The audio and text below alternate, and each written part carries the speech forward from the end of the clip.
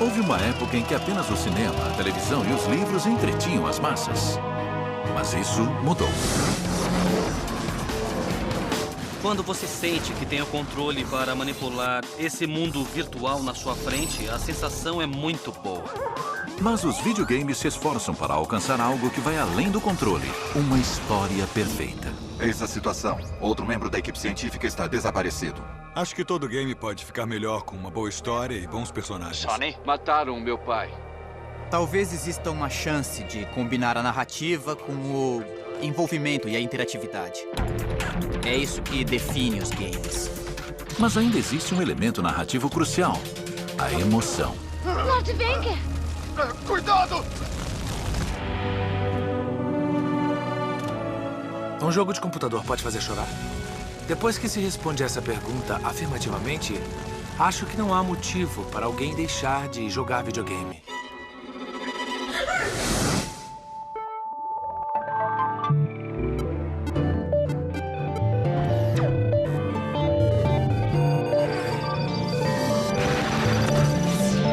A era do videogame.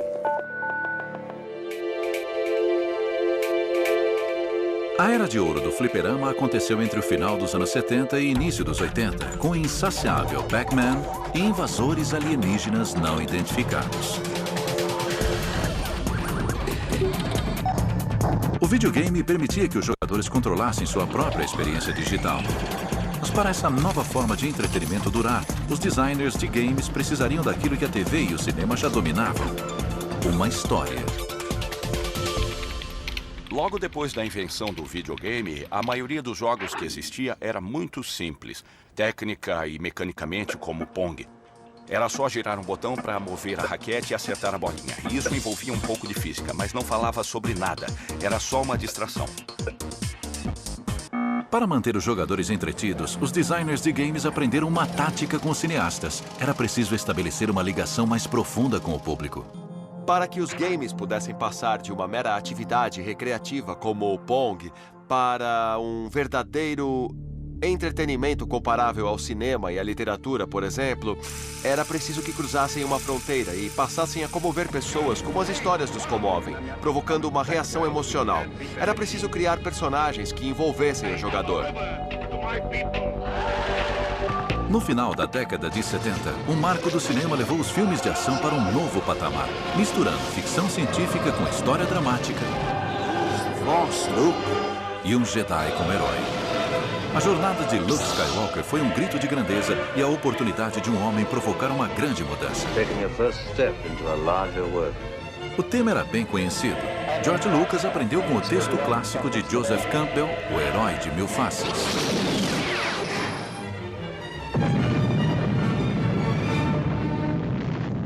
Guerra nas Estrelas demonstrou que esse tipo de narrativa, com um ritmo muito acelerado, cheia de tecnologia e de ótimos efeitos especiais, não desvia a atenção da história. E essa influência ainda pode ser sentida nos videogames. Os efeitos especiais eletrizantes de Guerra nas Estrelas atraíram o público para as salas de cinema. Mas no mundo do videogame, os jogos não passavam de brinquedos para passar o tempo. Havia games espaciais como Asteroids e Space Invaders, mas eles não tinham personagens nem história, pelo menos até aquele momento. Quando Guerra nas Estrelas estourou nas telonas do mundo inteiro, o videogame ainda estava engatinhando. Eu acredito que a indústria do videogame ainda estava se esforçando para fazer os jogos funcionarem acima de tudo. Ainda estavam descobrindo como usar os controles nos videogames. E naquela época, narrar uma história não era possível. Por isso, o videogame precisava aprender com o cinema que uma história interessante, combinada com boa ação, leva o público às poltronas e, no final das contas, aos joysticks. Para mim é mais interessante quando existe uma história épica e eu posso viver um personagem que passa pela trajetória heróica de Joseph Campbell. Para poder narrar histórias, precisamos de personagens. Para os personagens darem certo, precisamos de emoção. No futuro, o videogame será uma forma de entretenimento em massa, com capacidade de encantar e entreter os consumidores, por mais diferentes que sejam os gostos deles, mais ou menos como a televisão, como a literatura, a música e o cinema fazem hoje em dia. Não é diferente de nenhuma outra mídia criativa, na minha opinião. E os melhores artistas vão inventar uma maneira de fazer você chorar. Lord Venker! Cuidado! Mas para criar emoção nos videogames, os programadores primeiro precisam aprender a transformar pixels e encanadores em novos heróis dos jogos.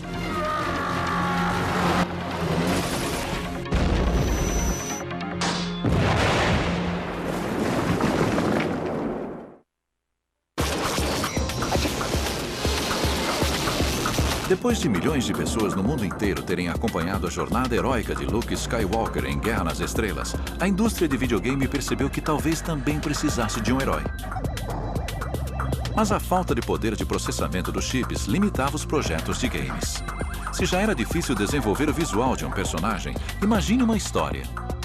Foi preciso a imaginação de um artista e uma empresa estreante para transformar o videogame em algo mais que um brinquedo. Antes de a empresa japonesa Nintendo se aventurar no ramo de videogames, ela produzia de tudo, desde brinquedos de plástico até cartas de baralho. Na década de 70, esta empresa centenária sediada em Kyoto entrou no mercado de videogame distribuindo o Magnavox Odyssey no Japão. Porém, com o objetivo de fortalecer a companhia no mercado crescente dos fliperamas, o diretor-geral da Nintendo, Hiroshi Yamauchi, enviou seu genro Minoru Arakawa aos Estados Unidos para criar a Nintendo of America.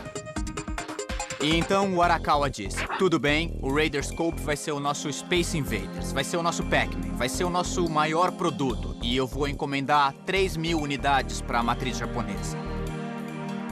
Antes de trazer os 3.000 fliperamas, a máquina de testes que foi implantada em um bar dos Estados Unidos chamado The Spot Tavern, em Seattle, começou a ganhar cada vez menos dinheiro. Ele pensou, essa não, vou ficar com 3.000 fliperamas do Radarscope encalhados, sem uso. O que eu faço? Com o estoque caro do produto que não deu certo, a Nintendo of America precisava de um jogo de sucesso que pudesse ser adaptado a partir dos fliperamas. Tudo o que eles precisavam fazer era repensar o jogo, para colocar nas máquinas originais e criar um fliperama totalmente novo. O que acabou acontecendo foi que o Yamauchi não tinha designers de games, porque eles estavam trabalhando em outros projetos. Ele se lembrou de um cara chamado Miyamoto e pediu para ele projetar um jogo inteiramente novo. Miyamoto havia sido contratado como artista por Yamauchi, que era amigo de seu pai, em 1977. Como não tinha formação de programador, Miyamoto estava mais interessado em contar historinhas em seus games. Muitas pessoas envolvidas no início do videogame eram tecnólogos. Foram técnicos que tiveram a chance de experimentar com computadores em vez de, por exemplo, autoramas. Mas o Miyamoto era um artista. Ele queria ser titereiro, queria trabalhar com algum tipo de arte. Shigeru Miyamoto teve a ideia de um game que era divertido de se jogar. Ele estava tentando recriar aquela sensação de encanto, de maravilha, de empolgação que ele tinha quando era criança, explorando o mundo. Ele também se inspirou no anime e no mangá. Por isso, seus personagens tinham características tipicamente japonesas. Os animes, quadrinhos e mangás japoneses eram muito diferentes do gosto norte-americano e europeu. O povo japonês cresceu em um ambiente em que muitos personagens infantis e encantadores eram vistos. E já se passaram 40 anos. O mangá e o anime influenciaram muitos japoneses. São um dos nossos componentes culturais mais fortes. Eu acho que o nosso desejo por esse tipo de entretenimento, como videogames e mangá, e a nossa tendência à imaturidade, de alguma forma estão embutidos dentro da gente. É um tipo de coisa que o nosso povo deseja naturalmente. Queremos crescer como crianças, ter alguém para cuidar de nós, e não queremos morrer. Acho que talvez esse seja o nosso maior desejo na vida. A procura por uma liberdade infantil e, de certa forma, inconsciente pode ser a razão que levou essa cultura a prosperar no Japão. Sem tecnologia avançada e sem experiência em programação, Miyamoto fez o impossível. Eu tive uma ideia para um personagem principal que não era poderoso, também não era bacana e nem bonitão como o Super-Homem. E como os personagens de videogame precisam caber em uma tela pequena, então o desenho precisava ser simples, ele precisava ser menos complicado. Miyamoto transformou um encanador corpulento chamado Jumpman em um superastro. Mais tarde, quando o jogo Donkey Kong foi lançado em 1981, o personagem de Miyamoto foi rebatizado de Mario. Pela primeira vez, o personagem parecia ter carne e osso. Era um videogame que não falava sobre a chegada de invasores que precisavam ser abatidos para defender o planeta da invasão. Mas, na verdade, falava sobre um personagem que tinha a tarefa urgente de salvar a namorada de um terrível gorila. Se você analisar a maioria dos games norte-americanos da década de 70, percebe que dificilmente havia um personagem central, havia um quadradinho, e você tinha que imaginar que aquele pontinho piscando era uma raquete de tênis, ou um homem, ou então um barco, um carro. A mídia era muito limitada, era difícil desenhar um personagem que fosse distinguível. Como o Mario tinha que ter um tamanho limitado, ele tinha um nariz bem grande, porque é fácil reconhecer um nariz grande no rosto de alguém. O Mario usava bigode porque não havia pixels suficientes para desenhar uma boca debaixo daquele nariz. Ele usava chapéu porque era difícil desenhar cabelo em um fliperama antigo como aquele. A roupa vermelha que o personagem usava foi um truque que os engenheiros da Nintendo ensinaram a ele. Se você quer que um personagem seja reconhecido na tela, desenhe roupas com cores chamativas. Ele precisou aprender várias coisas, mas ele trouxe consigo a imaginação de um artista e uma maneira de narrar histórias que só um artista teria. Isso foi uma coisa muito importante para a indústria, principalmente naquela época. Quando criamos o Mario, éramos uma equipe de apenas 3 pessoas. Éramos eu, o programador e o designer. A gente fez os desenhos dos personagens em folhas de papel quadriculado para ver como eles se moviam. Quando o Mario corria e se virava de repente, a gente ouvia um som de escorregão, como se ele estivesse brecando. Miyamoto também transformou uma meia dúzia de bips computadorizados em uma trilha sonora inconfundível que tornava o Donkey Kong um jogo animado e divertido. A Nintendo conseguiu seu primeiro sucesso. Logo, Mario se tornaria mais famoso do que o Mickey. Miyamoto transformou pixels animados em Mario, um herói comum. Ele não apenas salvou a princesa, mas também ajudou a salvar o negócio do videogame doméstico. It's a whole new playing field for the nation's Nintendo-holics. Era consenso nos Estados Unidos que o videogame doméstico havia morrido, que a febre do console já havia acabado. As empresas acreditavam que o futuro estava nos microcomputadores. A Atari estava convencida. A empresa tirou os consoles 2600 e 7800 do mercado e passou a dedicar todos os seus recursos na fabricação dos PCs.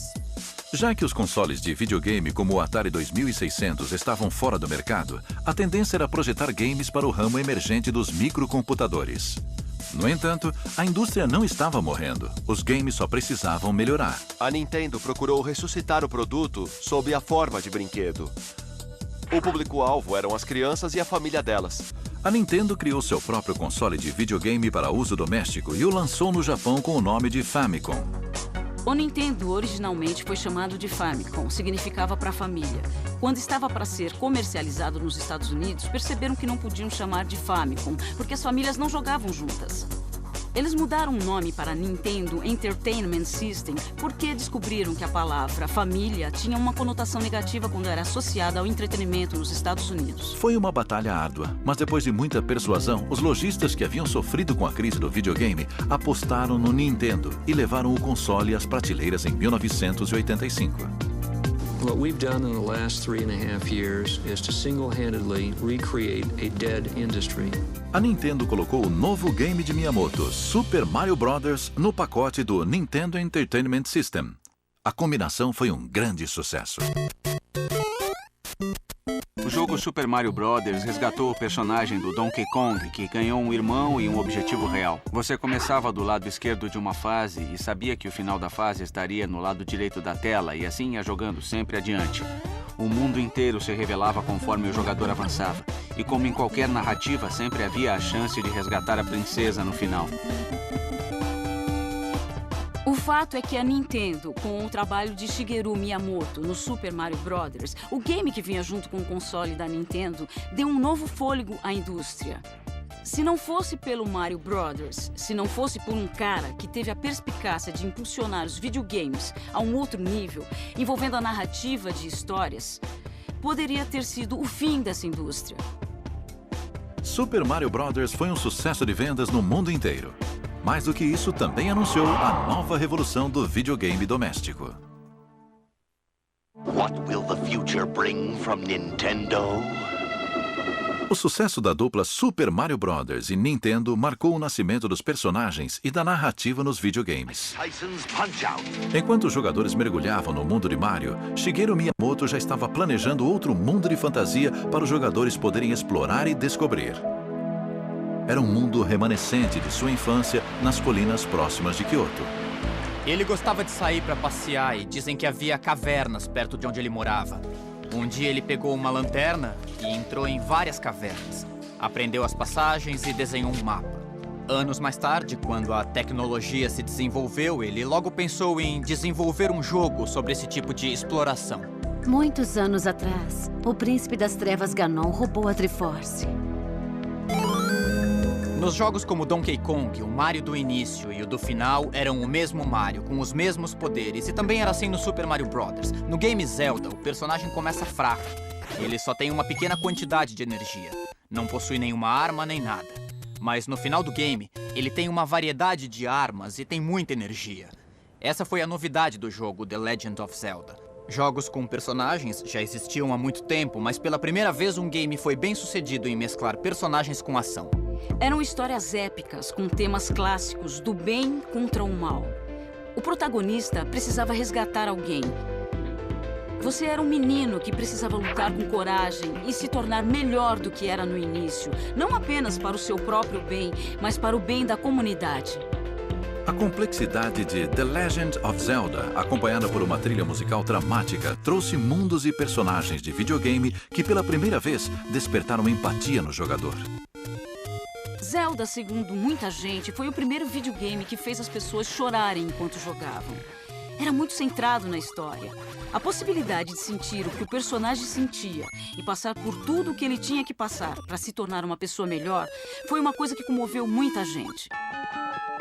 The Legend of Zelda foi lançado em 1987 e tornou-se muito popular na Europa, no Japão e na América do Norte. Seguir um personagem que passava de fases e ganhava poderes ao encontrar tesouros escondidos foi muito significativo para uma geração que tinha um enfoque cada vez mais individualista. Os anos 80 foram, sem dúvida, a época em que foram abandonadas todas as ilusões de fazer uma revolução contra o sistema. E os hippies da contracultura haviam se tornado parte do sistema e aceitaram os brinquedos do sistema de peito aberto. Ganhar dinheiro era um objetivo frequente nos games. Com o enfraquecimento da Guerra Fria na segunda metade da década de 80, as tensões entre as superpotências começaram a diminuir. Na era de Reagan e Thatcher, o imposto de renda caiu e a década explodiu em consumismo. O próprio videogame era um brinquedo cobiçado. O que aconteceu foi que, na década de 80, um jovem adulto não via problema algum em gastar muito dinheiro com um console de videogame ou com um computador que servisse para jogar. Isso teria sido impensável para gerações mais antigas. O meu pai, que era contador, não teria comprado um computador para jogar. Ele teria comprado um computador para fazer planilhas. Today, IBM made it official after months of hints and leaks to the press. The Goliath of computers is coming out with its first home computer. It's called the PC Junior, unofficially the Peanut. Jogos de computador eram pouco conhecidos, porque a maioria das pessoas ainda não tinha computador. Na época, pouquíssima gente tinha computador e a maioria dos computadores estava nos escritórios. Eram mainframes enormes da IBM e os jogos eram baseados em textos. A ideia de colocar imagens não era apenas inovadora, mas também era um desafio. Em sua casa no sul da Califórnia, Roberta e Ken Williams fundaram a Sierra Online. Apesar da limitação tecnológica, eles trouxeram grafismos e histórias para os primeiros jogos de computador. Quando nós fundamos a Sierra, a indústria ainda estava engatinhando. Começavam a surgir os primeiros microcomputadores. A Radio Shack tinha acabado de lançar o TRS-80. A Apple estava começando e não era nada fácil. As máquinas eram muito fraquinhas. Hoje em dia, os joysticks têm mais poder computacional do que os primeiros computadores. Em 1980, Roberta e Ken criaram o jogo Mystery House. Ele não tinha som, nem cor, nem animação, mas era dotado de uma característica que nenhum outro jogo de computador tinha na época: gráficos. Embalado num simples pacote plástico, o jogo foi vendido nas lojas de software da região. Para surpresa de Ken, o game se tornou um sucesso e vendeu mais de 10 mil cópias. Foi um fenômeno recorde para a época, considerando a quantidade limitada de microcomputadores no mercado. Mystery House vendeu praticamente na proporção de um game por computador. Por algum motivo, as pessoas que jogavam no computador tinham uma mentalidade diferente das pessoas que compravam consoles de videogame. Elas eram mais pacientes, por isso, a ideia de um jogo que fosse desafiante e que apresentasse uma série de quebra-cabeças demorados para se resolver não era nem um pouco esquisita para eles. Apesar da crise dos consoles domésticos em 1983, Ken e Roberta conquistaram seu espaço no mercado incipiente dos PCs. A aventura gráfica seguinte foi King's Quest. Quando ainda não se conhecia a placa de som e o mouse, o game apresentava mundos tridimensionais jamais vistos, sons e personagens que eram controlados pelo jogador. Hoje é engraçado olhar para os primeiros jogos porque eles eram serrilhados. Era preciso levar todas as limitações em conta e colocar os pontilhados nos lugares certos. O resultado, se você se afastasse um pouco para olhar o monitor, era um colorido razoável que surpreendia as pessoas. Se todo mundo tolerava aqueles gráficos ruins e aqueles sons ruins, isso mostrava que havia uma indústria em potencial que estava esperando para nascer. No começo, a maioria dos jogos que envolviam heróis era focada na ação. Com alguns jogos, como King's Quest, a ação desapareceu completamente e deu lugar à investigação e ao raciocínio para resolver as charadas. Também era uma situação na qual você não controlava o personagem diretamente. Você era uma espécie de observador e o personagem obedecia às suas ordens, mas você não ficava completamente conectado a ele. Além de a história ser mais complicada, o jogo tinha um ritmo mais lento, então você podia pensar mais e parar para ler os textos, e os quebra-cabeças também eram mais difíceis. Apesar dos jogos de Miyamoto para consoles terem sido muito diferentes dos jogos dos Williams para computadores, sua capacidade de combinar técnicas tradicionais de narrativa com a nova tecnologia era muito parecida. Eles levaram os jogos e os jogadores para onde jamais haviam sonhado. Mas os novos tempos trouxeram uma nova geração de jogadores com diferentes exigências. Isto levaria a narrativa e a tecnologia um passo adiante.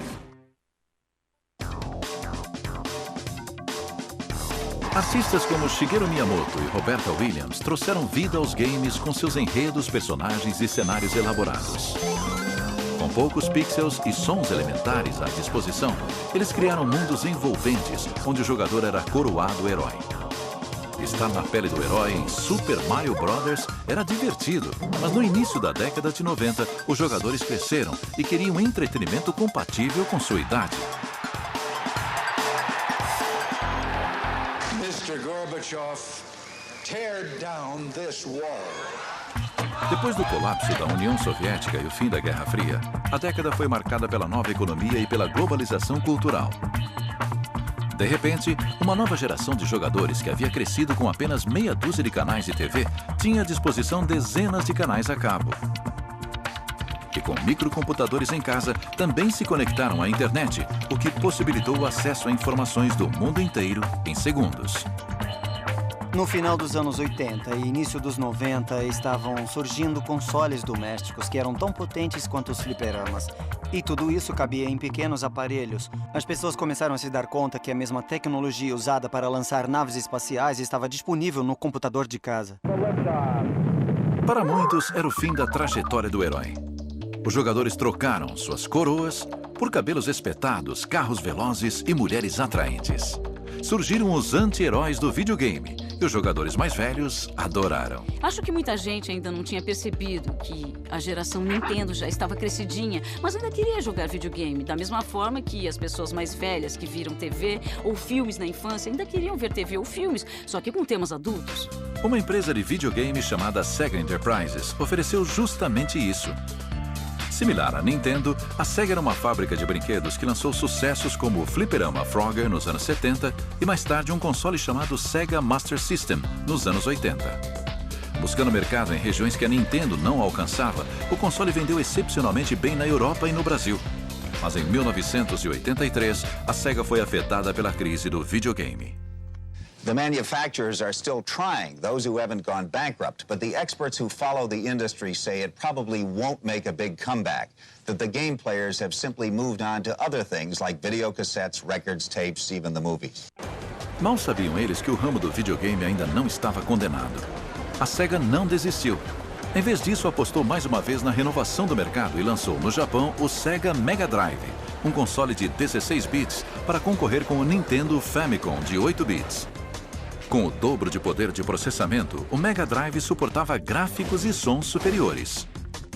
Na época dos 8 bits, era possível criar games simples como Donkey Kong, Pong e jogos desse tipo. Quando se passou para os 16 bits, já dava para abordar uma variedade muito maior de assuntos. Havia games de esportes e de aventura muito bons, que contavam histórias. Já era possível fazer versões muito melhores em todos os gêneros. Essa nova tecnologia surgiu em boa hora. Quando os primeiros jogadores de Pong cresceram e começaram a trabalhar, as empresas de videogame tentaram atrair os jogadores mais jovens da geração do Super Mario Bros., que agora estavam entrando na faixa dos 20 anos de idade. Quando o Sega Mega Drive foi exportado para os Estados Unidos, foi rebatizado de Sega Genesis. E para atrair os jogadores um pouco mais velhos, foi vendido com um game de um porco-espinho voador com traços humanos. Se o Mario era bonitinho e tinha carisma, o Sonic era um personagem veloz que entusiasmava e que agradou bastante a geração de adolescentes do começo da década de 90. E como eles haviam crescido, o Sonic era um personagem mais apropriado para eles. No começo dos anos 90, o Nintendo ainda era o videogame dominante. Hoje sabemos que o seu principal chamariz era o encanador italiano e fofinho chamado Mario. Mas a Sega percebeu que os consumidores estavam interessados em uma coisa diferente, principalmente depois do lançamento do console Sega Genesis. O poder de processamento era maior e os personagens, em vez de pularem de cogumelo em cogumelo e continuarem a saltar até mudar a tela, podiam correr em velocidades maiores. O Sonic falava de mobilidade e de velocidade. Eu acho que o cabelo espetado do personagem ou os pelos ásperos do porco-espinho reforçavam essa sensação. A Sega estava tentando criar um personagem irreverente que se aproximasse do caráter rebelde que os meninos adolescentes tinham. O Sonic era o personagem perfeito. Ele é um anti-herói, já que ele não encarna qualidades muito heróicas. Ele tem um quê de egoísmo, mas é isso que o deixa tão divertido. Em alguns casos, os personagens menos nobres eram os mais engraçados e, portanto, os mais divertidos de se jogar. Mas antes que o Sonic invadisse as telinhas, houve outro anti-herói que conquistou os corações de milhares de fãs adultos dos games de aventura. Larry Laffer era o nome do personagem de uma série chamada Leisure Suit Larry. Ele era um sujeito meio careca e desajeitado, com um traje inconfundível, um malandro de meia-idade carismático que tentava seduzir mulheres bonitas. A minha ideia era criar um anti-herói. Um cara que fosse constantemente humilhado, insultado ou passado para trás. Mas se você jogasse bastante, com uma certa insistência, no final ele teria um breve momento de felicidade. Leisure Suit Larry, na época do lançamento, foi o primeiro jogo de computador com conteúdo picante. Larry foi um dos 10 jogos de maior sucesso em 1988 e provou que os games não eram mais coisa de criança. O sexo vende e sempre vendeu. Isso não é novidade para ninguém. Obviamente, ele tinha um apelo que era incomparável no mercado de games daquela época. Outra característica única de Leisure Suit Larry era a ambientação do jogo em cenários conhecidos com personagens realistas. Em vez de explorar reinos de fantasia como nos outros games de aventura, Larry levava o jogador para cassinos e bares de gente grande. Quem jogava passava por uma experiência bem mais adulta. Eu acho que o Larry foi o primeiro game que usou personagens reais, pessoas reais, vivendo na atualidade e em cenários modernos. Eram situações que poderiam acontecer no cotidiano, ao contrário da maioria dos games que se passavam em cenários medievais ou num espaço futurista. Eu não tinha percebido isso na época, nem planejei nada. Eu só sabia que não queria concorrer com esse ou aquele videogame e que existia uma lacuna bem no meio que me pareceu uma brecha perfeita. Fiquei contente em perceber que a ideia se desenvolveu ao longo dos anos como uma das tendências nos games. Acho que cada vez mais games mostram pessoas reais em cenários realistas e com ações realistas. Para sustentar esse mundo mais realista e explícito dos games, as empresas precisaram desenvolver novas tecnologias. Apesar de a Nintendo ter se associado à gigante Sony para desenvolver a tecnologia de CD-ROM no início dos anos 90, desavenças contratuais destruíram a parceria. Em vez de trabalhar com outra empresa de videogame, a Sony decidiu continuar sua pesquisa e acabou desenvolvendo o seu próprio console, o Sony PlayStation. A Sony lançou o PlayStation 1 porque se deu conta de que havia uma geração de jovens entre 18 e 21 anos, ou ainda mais, que ainda queria jogar videogame. Essa geração cresceu jogando videogame e queria continuar jogando. E apesar disso, o que a Nintendo estava fazendo e o que a Sega estava fazendo ainda parecia coisa de criança. Então a Sony penetrou nesse nicho de mercado, lançando um console com uma aparência um pouco mais sofisticada. Ele rodava CDs, o que na época era uma vantagem tecnológica, porque as pessoas sentiam que estavam comprando um equipamento de alta fidelidade. Não era mais um simples brinquedinho de criança. Enquanto a Nintendo fabricava games em cartuchos que armazenavam no máximo 16 megabytes, a Sony produzia games em CDs que podiam armazenar até 650 megabytes. Os gráficos e os jogos podiam ser bem mais complexos. O áudio tinha qualidade de CD. Muito bem, Crash. Eu sabia que podia confiar em você. O vídeo tinha suporte para computação gráfica e toda uma gama de possibilidades com mais espaço na mídia de armazenamento, e isso aumentava as possibilidades do game. A Sony teve o mérito de transformar o videogame em um jogo muito mais envolvente. Em vez de aventuras de crianças, apareceram obras-primas épicas como Final Fantasy VII, que falava de morte e traição, e de questões que pareciam muito mais maduras. Com isso, muitas pessoas se sentiram atraídas pelo produto e passaram a querer jogar videogame, porque ele tocava em aspectos que eram relevantes em suas vidas. O PlayStation alcançou em 10 anos o mesmo nível de penetração que o telefone levou 30 anos para alcançar. Foi um sinal de que as pessoas estavam preparadas para assimilar esse tipo de produto nas suas vidas. E também marcou uma época onde mais entretenimento adulto estava sendo produzido. De 1994 a 97, cerca de 16 milhões de unidades de PlayStation conquistaram seu lugar ao lado de aparelhos de som e videocassetes no mundo inteiro. Na época em que o PlayStation surgiu, os consoles estavam migrando para um mundo com ambientação tridimensional. Nos games, por exemplo, Tomb Raider com Lara Croft mostrava ambientes complexos que podiam ser explorados. Esse foi o grande marco do PlayStation e, na época, deixou muita gente empolgada.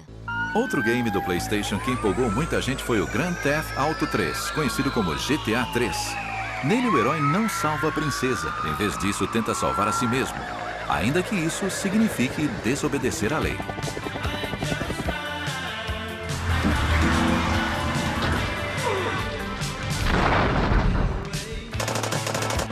Você tinha uma série de objetivos que precisava atingir. A grande mudança foi no espaço do jogo e havia uma história de ficção por cima. E em vez de ser um encanador meio gordinho como o Mario ou uma espaçonave sem rosto como em Asteroids, você podia ser o Carl Johnson ou um gangster que acabou de sair da prisão e que está tentando retomar a vida. Para a geração de hoje, pós-geração X-Men, pós-Guerra Fria, pós-Guerra do Golfo, é mais fácil se identificar com esse tipo de coisa do que com personagens heróicos das gerações anteriores. Estamos falando de consumidores acostumados com tecnologia e multitarefas que querem interação e experiências personalizadas. Eles escolhem o que assistem e o que ouvem de acordo com o seu próprio gosto, e é isso que os games possibilitam. Nos games GTA, os jogadores escolhem ser os criminosos, como na vida real. O Grand Theft Auto é um game que permite ao jogador várias escolhas morais diferentes, e não são as escolhas que os criadores querem que eles façam. Uma das minhas garotas precisa de carona. Pega um carro e vai buscar a Misty na clínica. Depois traz ela pra cá. Você pode fazer alguma coisa condenável e mesmo assim ganhar uma recompensa por isso no game. Da mesma forma que na vida real, alguém pode roubar a sua casa, o que é condenável, e mesmo assim ganhar dinheiro com os bens que roubou, o que é bom aos olhos do ladrão. Essa é a vida real. Existem alguns games que apresentam essas mesmas situações para as pessoas. Tem gente que pensa, nossa, que horror. Eles permitem que você faça no game as mesmas escolhas que pode fazer na vida real. Você entra no mundo do game e pode jogar com todas as cartas. Você pode tentar coisas diferentes, pensar, e se eu jogar o carro da ponte? Ah, o carro explode, então vou tentar dirigir mais depressa. Você pode tentar um monte de coisas legais que não tentaria na vida real. Pelo menos, eu espero que não tente. Quando o PlayStation 2 foi lançado, a terceira edição da série Grand Theft Auto inesperadamente se tornou o maior sucesso de 2001. Pular atrás de moedas estava em baixa. Agredir transeuntes inocentes estava em alta. Grand Theft Auto 3 e suas sequências consolidaram a tendência do estilo hollywoodiano nos games. São games que falam sobre a vida no crime, como no filme Os Bons Companheiros ou no seriado A Família Soprano, e tinham elencos impressionantes. Mas o fabricante, a Rockstar, não fez muito alarde. Eles não queriam tirar vantagem, só queriam um elenco excepcional com atores como Samuel L. Jackson. Deixa comigo, Hernandes. Aí, essa grana é minha, é meu dinheiro, cara. É dinheiro de drogas, cara. Todos esses ótimos atores eram as vozes dos personagens do videogame. E era muito cinematográfico. Contava a história de um personagem que começava como matador de aluguel e depois subia na vida. Passava a ser respeitado pelos comparsas e começava a enfrentar os outros chefões do crime. Então tinha uma apresentação cinematográfica digna de Hollywood, mas ao mesmo tempo era puro videogame. A série GTA, criada pela Rockstar Games, inaugurou uma tendência que se baseava em bons enredos, atuações de astros de Hollywood e até mesmo em trilhas sonoras.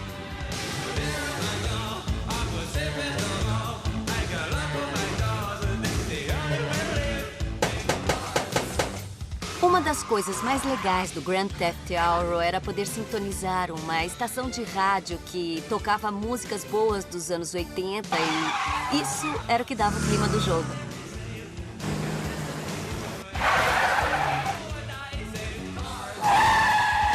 A Rockstar gostava muito de usar música pop. As narrações também eram muito boas e os diálogos curtos e grossos funcionavam bem.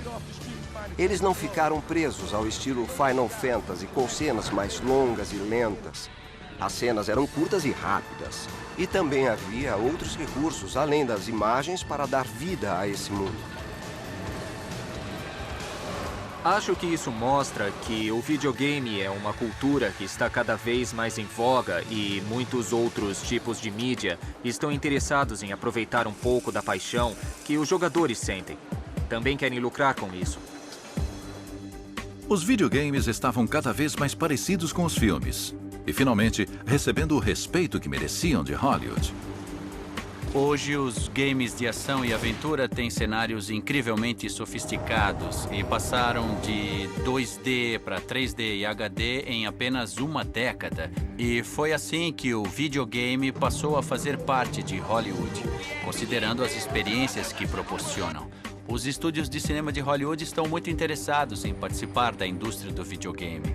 E o impacto é muito grande no mundo do entretenimento. Nosso foco é proporcionar de 20 a 40 horas de interação para homens de 25 anos que não assistem mais televisão. Eles jogam televisão. Essa sensação de participação e heroísmo que você tem quando vence no videogame é muito mais forte do que ver um personagem de cinema sendo heróico ou vitorioso. Até recentemente, a indústria do videogame comprava os direitos dos filmes e, às vezes, desembolsava muito dinheiro para fazer a versão em videogame de um determinado filme na época do lançamento ou talvez 3 ou 4 meses depois. Hoje em dia, Hollywood reconhece que esse consumidor não vai mais às salas de cinema. Fica em casa, onde tem uma TV de alta definição e se conecta a milhões de pessoas com o console Xbox Live. Acho que hoje os papéis se inverteram. Os videogames deixaram de ser alternativos. Agora tem histórias profundas, personagens complexos e gráficos realistas. Mas ao contrário de Hollywood, o visual arrojado dos videogames tem um limite. No início do século XXI, jogar com um personagem gordinho e de bigode já era coisa do passado. Novos consoles como o Sony PlayStation revolucionaram a indústria. O poder computacional dos consoles modernos, seja o PlayStation ou o Xbox, é muitos megas superior aos primeiros videogames, como o fliperama Pong. É a mesma coisa que comparar a tecnologia moderna dos arranha-céus com monumentos de pedra.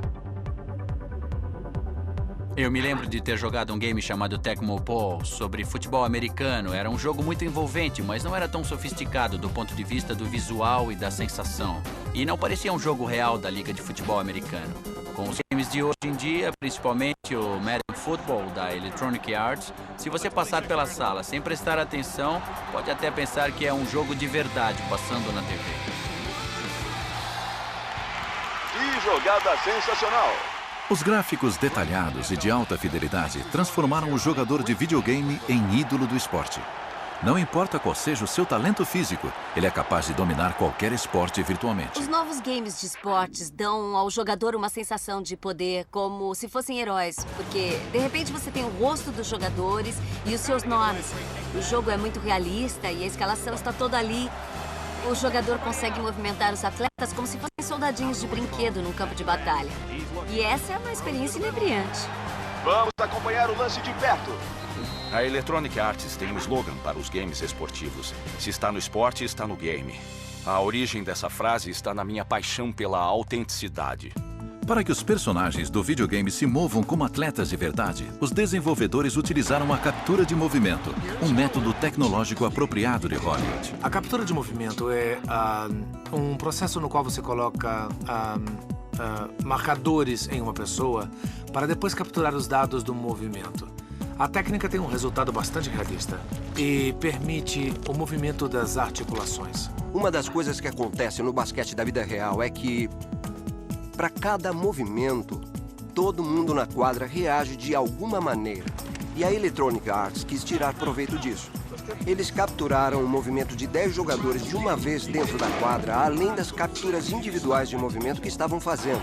E quem joga percebe que faz uma diferença enorme. Quando você faz um pequeno movimento, todos os outros personagens reagem de alguma maneira. Você se sente realmente dentro do game. Hoje em dia existe tanto poder computacional que os cenários são renderizados de uma forma quase hiperrealista. Dá pra ver o globo ocular dos jogadores e uma série de detalhes que não aparecem na transmissão de jogos reais. No entanto, ao tentar criar grafismos mais realistas nos videogames, os heróis do esporte começaram a parecer mais mortos do que vivos. É um fenômeno que os tecnólogos chamam de Uncanny Valley, um termo que descreve a sensação de repulsa que as pessoas têm por robôs quase humanos ou de aparência estranha. É como a diferença entre um corpo vivo e um cadáver. A diferença entre um manequim e um ser humano. Quanto mais humano o gráfico parece, mais acentuada é essa diferença. Então podemos dizer que parece de plástico, parece mecânico, que não é real. Não temos este problema com personagens de desenho animado porque eles não são realistas. E quanto mais realista é a representação, fica mais evidente que são bonecos animados em vez de seres humanos. Sem emoção, mesmo os personagens com aparência mais realista não proporcionam ao jogador uma autêntica experiência humana. Se você não se comunicar com os personagens, pelo menos de uma maneira superficial, como é que vai poder se emocionar com eles? Você não vai ter problemas em matá-los e em capotar os seus carros virtuais. Mas quando você fala com as suas próprias palavras e eles conseguem ouvir, uma conversação real acontece. E assim, você pode se sentir mais comovido a ponto de chorar enquanto interage com eles. O modelo de perfeição de um game é a sua capacidade de fazer chorar. Mas tem gente que diz que só chora quando o game não funciona direito. Outros afirmam que já estão acostumados a chorar com videogames. Então o choro se tornou uma maneira simbólica de viver a experiência humana. Isso amplia o espectro do que um game é capaz de fazer, dos mundos que ele é capaz de trazer para dentro das nossas casas. No começo era difícil representar seres humanos, por isso os games mostravam alienígenas. Mas quando descobrimos como mostrar gente na telinha, começaram a aparecer mais games sobre seres humanos. Hoje em dia, o tipo de emoção que se busca envolve personagens de carne e osso parecidos com seres humanos reais. Esse é o próximo desafio da indústria. Até lá, talvez o fenômeno não precise necessariamente acontecer na tela. Pode acontecer na imaginação do jogador. Era o que acontecia nos primeiros grafismos de baixa resolução ou nos games de aventuras em texto. Se os jogos são capazes ou não de fazer chorar, o videogame continua sendo uma mídia poderosa. Afinal, de que outra forma uma pessoa pode se tornar herói com o apertar de um botão?